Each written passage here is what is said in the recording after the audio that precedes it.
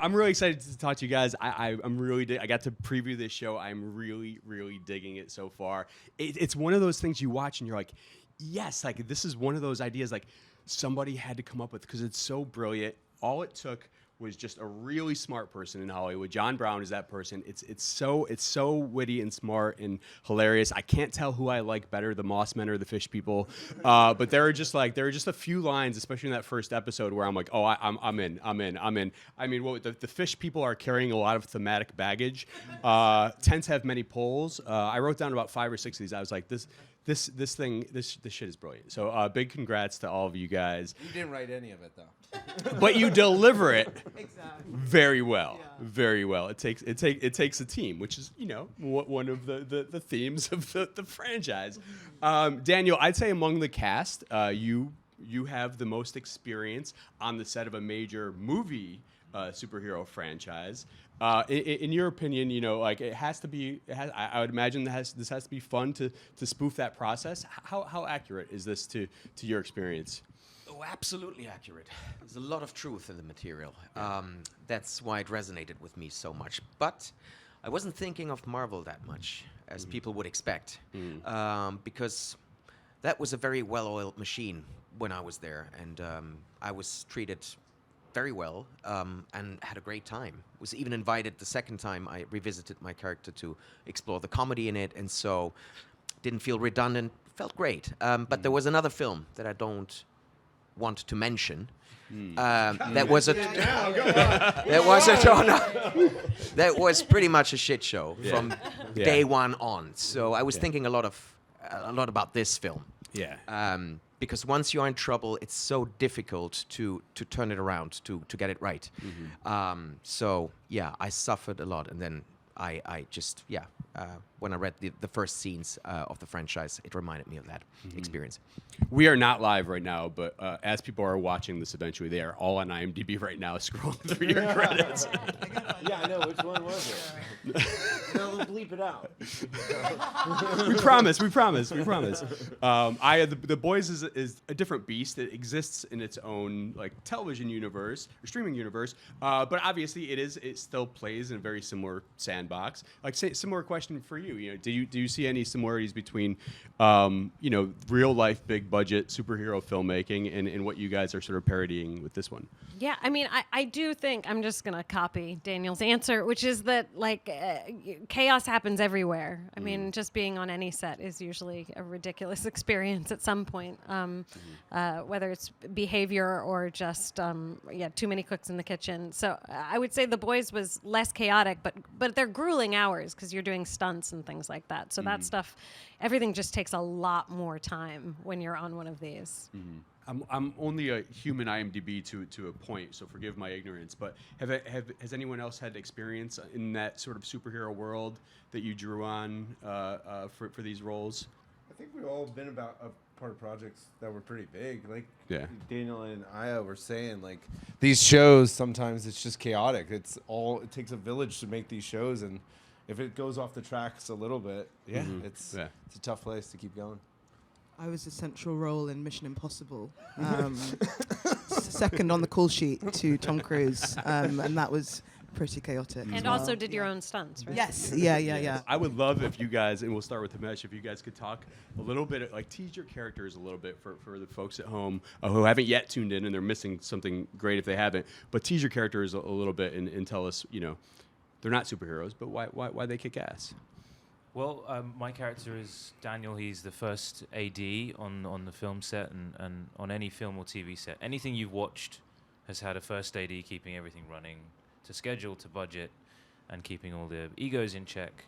So he's kind of the through point for all the chaos that's happening. He's got to try and balance the needs of his director and the needs of his actors and the needs of the studio. And has somehow got to keep his brain from falling apart throughout all of that. And he also loves these comics and these movies that he's a part of making. He really cares about them. He wants them to be great.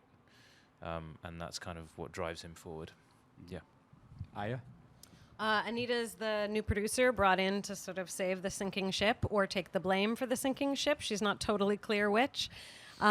She has a history with Daniel, possibly romantic, if you could call that romance. And yeah, she's the only one who gets to wear a cape in the series. Episode 1. No, what's Oh, damn. Richard. Oh. What's What's his name? Celebrated Yeah, actor Richard E. yeah. Grant. Yeah. Right. The jabroni, you know. So I play Eric Bouchard, who is a European, a German director who comes from a different world of cinema. He's done some indies. One that was actually pretty good and successful, The Unlightning. Maybe you've seen it. That won him the Golden Leopard in Locarno. And that's, I guess, why he became attractive for this man and others to hire me to direct Tacto. And Eric has a very specific vision for that film. But then pretty early on, he, realizes that he has to overcome some obstacles and, deal with high command with the money with this man. Darren. All right. Yes, I play Pat Shannon, the second in command at Maximum Studios. We don't see the first in command, whose name is Shane. And I am here from corporate because I know that something is amiss in Tectoland. And I want to give him a little bit of an ego stroke, but I also want to let him know in no uncertain terms that this needs to get... I'm kind of the boss on this ship. And I am still Anita, who is going to do what I tell her to do. Yeah. And she eventually has something to say about that. I play Bryson. Bryson is Shane's on-set PA, so he's his eyes and ears on set. He also, he kind of funnels Shane's thoughts through into the physical space. Yeah, he's like a human mouthpiece for the head honcho. His last name is Hurd, H-I-R-D. Bryson Hurd. Did we ever hear that? No, But thank you for asking. Actually, Yes. Great follow-up question. Lolly. I'm Lolly. I play Dag. Dag is the third AD on Tecto. It's her first day, and she is kind of thrown into the deep end. And she wants to ascend pretty quickly, go where the money is, get a corporate job, become a studio exec, and doesn't really have much respect for superhero films, kind of thinks that they're slightly beneath her. But I think she forms connections with the rest of the crew as the series goes on and realizes that she's kind of got a great community around her. What's her last name? Nweze, N-W-A-E-Z-E. She actually has a line about it. Yeah. She has Nice. a line about it. Nice. Billy. I play Adam Randolph. Adam Randolph. Randolph Streams. Yeah. He is he is Tecto in the Tecto franchise. He's the number one on the call sheet. Except Richard. Well, these guys. You're number one on the call sheet in the real thing, right? Yeah. Oh yeah, he's number one. But I'm in the movie. I act in it. This sounds like you in episode 2. Okay, watch at the end of the episode in season 2. It sounds remarkably familiar to what you're doing now. Closest to your Yes. character. Are you going back? You go back I to rep. lines? I'm actually all these guys in the show. This is what I do.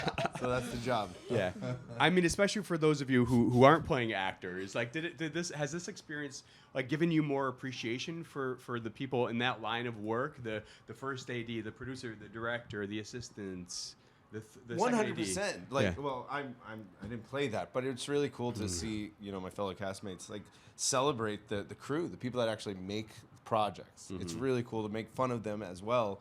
Because you're like, it is. No one's off limit. We're allowed to laugh at ourselves and like the absurdity of these big budget films. Like, it's a community, and they're really lovely people that are doing their best. And sometimes the circumstances are just bizarre. But let's be clear, like, hopefully we all honored and respected the people that we worked with before we played this. Like, if it took this job to like Yes. teach us that like More other people have hard jobs, like I hope I we had all no know. idea.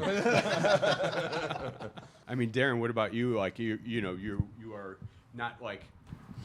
not necessarily like the hero of this story from what I've seen. Right. Did your perspective shift? No, I mean, I really don't know. I've never come in contact with some of these guys, and one or two of my castmates have told me that they have come in contact with some of these monsters. And they gave me a little inspiration to say, what you're doing, you're sort of on the right track, and I don't need to run into any Pat Shannons in my lifetime. But some people here have, and and exactly. So yeah. I am the lie. Billy, I assume you gained more respect for actors playing this role. No, it's horrible. The best part about it was the insecurity, because like the truth is, I don't want to speak for you guys. I'm insecure all the time going into these worlds and doing this stuff, and just trying to have fun. But yeah, it's vulnerable. Like the acting space is weirdly a very sacred space, because like how do you be intimate in a place that's so public and so you're really put out there? So I don't know. The insecurity is real. Yeah. It's almost a miracle when it works out. This is also it's so difficult to get. This is why I have huge admiration and respect for what they do at Marvel most of the times. He's really trying to get another job. He's trying to get another job. No, but it's true. What's his name got cast as No, but Dr. it's true Doom? because they make you forget how much money is behind it all. This is how I felt. So, but if you think about it for a second, then that could be so intimidating. But but in that other case, that again I would prefer not to mention, you all of a sudden felt the fear, and then it became mad. They were running out of colors for all the rewrites. I made a collage of all these 2,500 colors of and then there was no way back. So yeah.